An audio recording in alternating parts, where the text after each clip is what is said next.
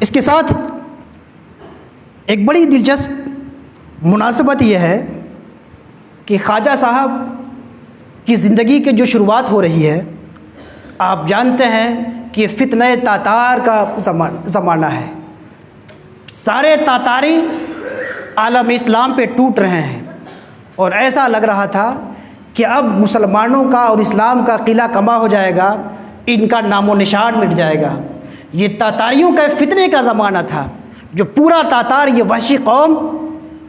جو چائنا کے قریب کے علاقوں سے نکلے تھے اور ٹڈی کی طرح عالم اسلام پہ چھائے چلے جا رہے تھے، اور چھائے کیا چلے جا رہے تھے، گاجر مولی کی طرح مسلمانوں کو قتل کرتے چلے جا رہے تھے۔ ایسا لگ رہا تھا کہ شاید اب اسلام کا خاتمہ ہو رہا ہے۔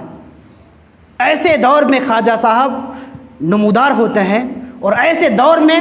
اپنا اخلاق اور روحانیت کی طاقت، اس زمانے میں مسلمانوں کی تلواریں کند پڑ چکی تھی۔ مسلمان جو بھی بادشاہ نکلتا تھا تتاریوں سے شکست کھاتا تھا، بھاگتا تھا اور مارا جاتا تھا۔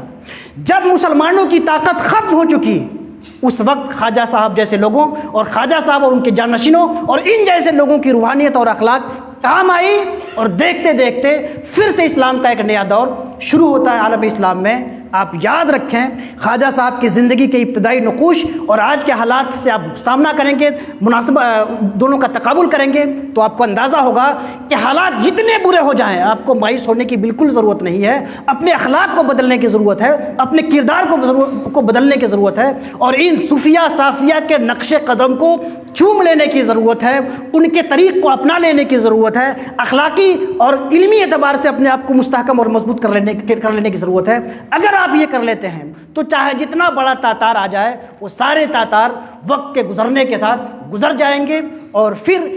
فتح ہمیشہ انسانیت کی ہوتی ہے، فتح ہمیشہ حق و صداقت کو ہوتی ہے۔ ظلم کی عمر ہمیشہ مختصر رہی ہے، اگرچہ ظلم کا طوفان جب چھاتا ہے، ظلم کا بادل جب چھاتا ہے تو ایسا لگتا ہے کہ عدل کا خاتمہ ہوا جاتا ہے، لیکن حق کے پرستاروں کو ظلم سے کبھی گھبرانا نہیں چاہیے، اس لیے کہ ہمیشہ یاد رکھنا چاہیے ظلم کو ہوا ہونا ہے، اور انشاءاللہ حالات ہمیشہ برائی کے بعد ان مع العسر یسرا، عسر کے بعد یسر آنا ہے، ان مع العسر یسرا۔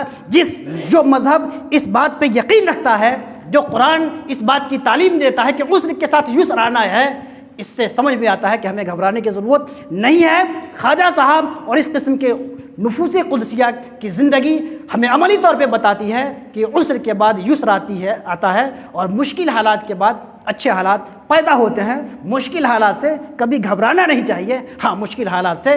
کے وقت سوچنا چاہیے کہ ہمارے اندر کمیاں کیا ہیں، کہاں ہماری کمیاں ہیں جن کو ہم دور کریں۔ 100 سال میں اگر ہم نے اپنے آپ کو بگاڑا ہے تو آگے ہم کیسے اس کو اپنے آپ کو سدھاریں تاکہ حالات بہتر سے بہتر ہو سکیں۔